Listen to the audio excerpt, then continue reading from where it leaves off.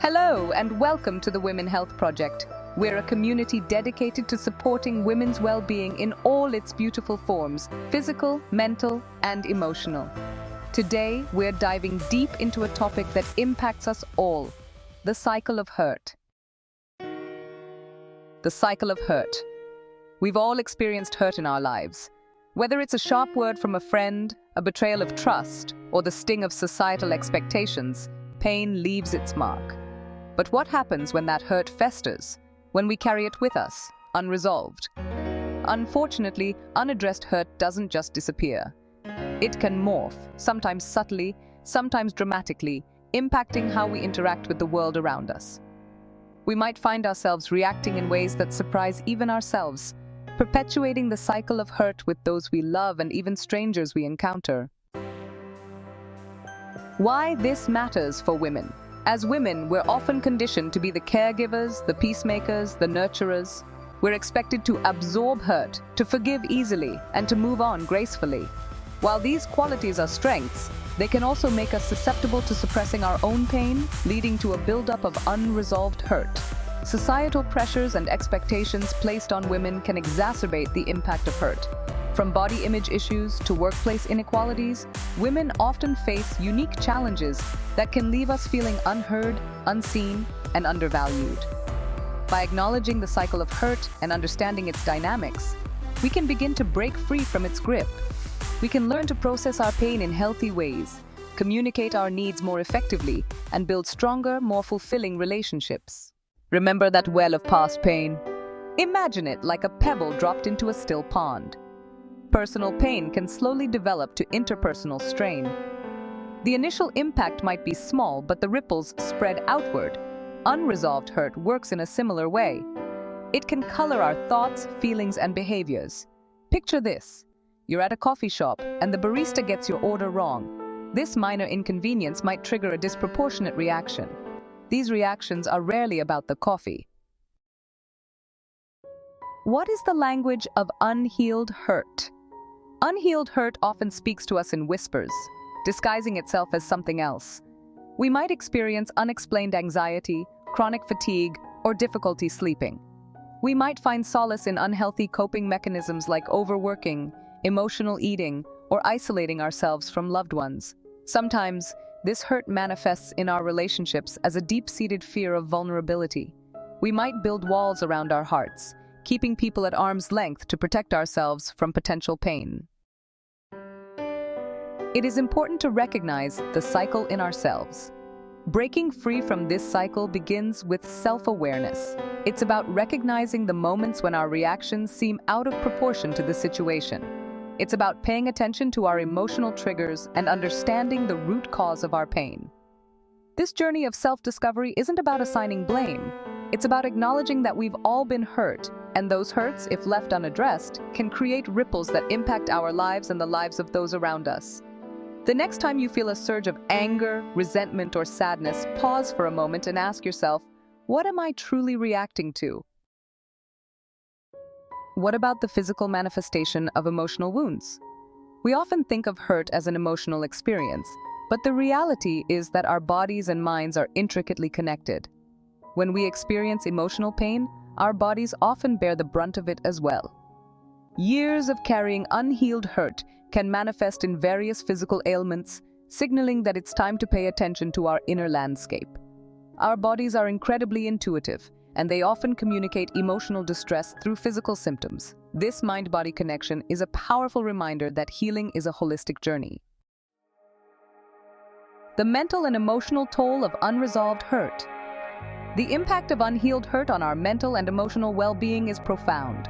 Just as a physical wound, if left untreated, can lead to infection and further complications, emotional wounds can fester and impact our overall quality of life. One of the most common consequences is the erosion of self-worth. When we carry the weight of past hurts, we might start to internalize those experiences, believing we are somehow deserving of pain or unworthy of love and happiness. This negative self-talk can become a self-fulfilling prophecy, leading to self-sabotaging behaviors and unhealthy relationships. Furthermore, unresolved hurt can lead to a heightened sense of anxiety and fear. Healing is possible. It is possible to shift from hurt to healing. Our bodies and minds have the resources to heal from emotional pain. It starts with a conscious decision to embark on self-discovery. Acknowledge the presence of unhealed hurt. This requires honesty and courage. Create a safe space within to acknowledge pain without judgment. Healing is not linear. Embrace self-compassion and understand it takes time. To begin to heal, we must open our hearts to heal. We often perceive vulnerability as a weakness, something to be hidden away. But in the context of healing, vulnerability is our greatest strength. It's the bridge that connects us to ourselves and to others, allowing for authentic connection and deeper understanding.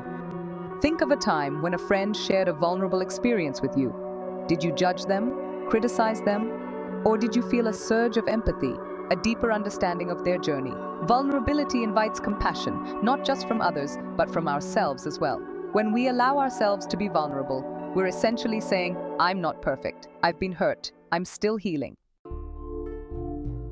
How do we begin to bridge the gap between hurt and understanding? By cultivating empathy, we can start the process of bridging the gap between hurt and understanding. Empathy is the ability to understand and share the feelings of another person. It's about stepping outside of our own experiences and trying to see the world through someone else's eyes. Cultivating empathy is crucial for breaking the cycle of hurt because it allows us to recognize that everyone is fighting their own battles. When we approach interactions with empathy, we're more likely to respond with kindness and understanding, even when someone triggers our own pain. Remember, hurt people hurt people. Let me say it again. Hurt people hurt people. This doesn't excuse hurtful behavior, but it does offer a framework for understanding. Protecting our well-being while fostering connection. Setting healthy boundaries is one positive step in the direction of protecting our well-being while fostering connection. Setting boundaries is often misconstrued as being selfish or uncaring. However, healthy boundaries are essential for protecting our emotional well-being and fostering healthy relationships. Boundaries are not about shutting people out. They're about communicating our needs and limits clearly and respectfully. When we're clear about our boundaries, we're better equipped to navigate challenging situations without compromising our emotional well-being. Setting boundaries also involves recognizing when we need to step back from certain relationships or situations. The next positive step is to release ourselves from the grip of the past. Otherwise, we will continue to relapse to bitterness. We can begin this through the gift of forgiveness. Forgiveness is often misconstrued as condoning hurtful actions or forgetting that we were wronged. However, true forgiveness is about releasing ourselves from the grip of the past. It's about acknowledging the pain we've experienced, choosing to let go of resentment, and moving forward with our lives. Forgiving others and ourselves is not a sign of weakness. It's an act of immense courage and strength. When we choose forgiveness, we're essentially choosing to break free from the cycle of hurt and embrace a future filled with hope, healing, and possibility. When we talk about breaking the cycle of hurt in the context of couples and families, it's essential to recognize that these relationships are built on a foundation of trust. What are the cornerstone of healthy relationships? Just like a house needs a strong foundation to withstand storms, relationships need trust to weather life's inevitable challenges. Trust, however, is not a given. It's earned over time through consistent actions that demonstrate reliability, respect, and care. When trust is broken, whether through a betrayal, a breach of confidence, or a pattern of hurtful behavior, it can be incredibly painful and challenging to rebuild. However, with a willingness to acknowledge the hurt, take responsibility for our actions, and commit to change, it is possible to mend broken trust and create a stronger, more resilient bond. Communication is often touted as the key to healthy relationships, but it's not just about talking, it's about communicating effectively. It is important to practice speaking and listening with intention. Practice makes perfect. This involves both speaking our truth authentically and listening with empathy and understanding. When we're communicating about hurt feelings, it's crucial to approach the conversation with a spirit of vulnerability, not blame. Instead of pointing fingers or using accusatory language, try using I statements to express how your partner's actions made you feel. For instance, instead of saying, "You always make me feel small," you could say, "When you said that, it made me feel hurt and unimportant."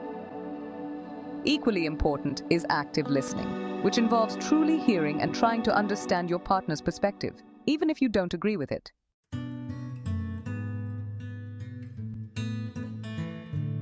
Also, it is important to understand and try to decode our relational blueprints, as these affect how we relate in hurtful environments.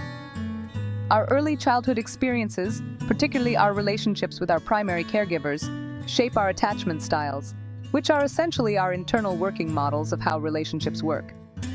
Understanding our own attachment styles and those of our loved ones can provide valuable insights into our relational patterns and help us navigate conflict more effectively. For instance, someone with an anxious attachment style might be more prone to seeking reassurance and validation in relationships, while someone with an avoidant attachment style might tend to withdraw emotionally when faced with conflict. By recognizing these patterns, we can start to understand the underlying reasons behind our reactions and develop healthier ways of relating to one another. The key is to become aware of our own attachment styles and how they might be influencing our interactions with our loved ones. When do you call in the reinforcements? It is important to start early, rather than wait till things get worse. Seeking professional guidance can go a long way, even if it's about receiving the reassurance that you are handling things the right way. While open communication, empathy, and self-awareness are essential for breaking the cycle of hurt in couples and families, sometimes it's necessary to seek professional guidance. Just as we wouldn't hesitate to consult a doctor for a physical ailment, we shouldn't shy away from seeking therapy for emotional wounds.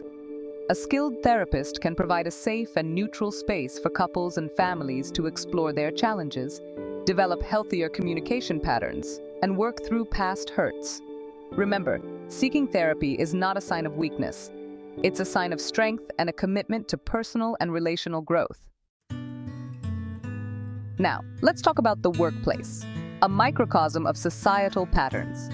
The workplace, often a melting pot of diverse personalities, backgrounds, and experiences, can sometimes become a breeding ground for the cycle of hurt. Just as unresolved personal pain can seep into our personal relationships, it can also manifest in our professional interactions, creating a ripple effect that impacts team dynamics, productivity, and overall morale. Think about a time when you witnessed a colleague being publicly criticized or undermined. Did it make you feel uncomfortable? Did you notice a shift in the team's energy? The cycle of hurt in the workplace can manifest in various ways, from subtle microaggressions to overt bullying and harassment. It is important to foster a culture of respect and empathy, leading by example. Breaking the cycle of hurt in the workplace requires addressing both individual behavior and organizational culture. Leaders play a crucial role in setting the tone for a respectful workplace culture. This involves modeling empathy, active listening, and respectful communication.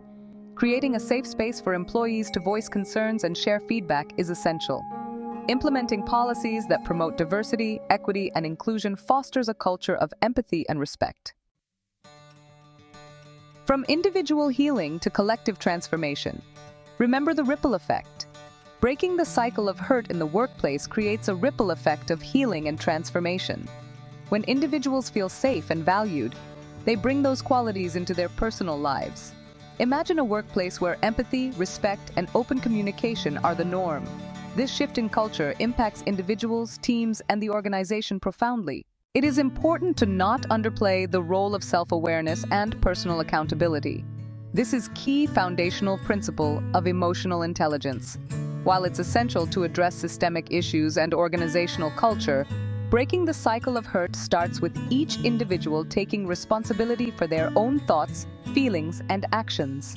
Self-awareness is crucial in this process. We need to be mindful of our own triggers, biases, and communication patterns. Honest self-reflection can be uncomfortable, but it's essential for growth. Once we've developed greater self-awareness, we can make conscious choices that disrupt the cycle of hurt. This involves practicing empathy, active listening, and nonviolent communication. It might mean setting healthy boundaries and seeking support when needed.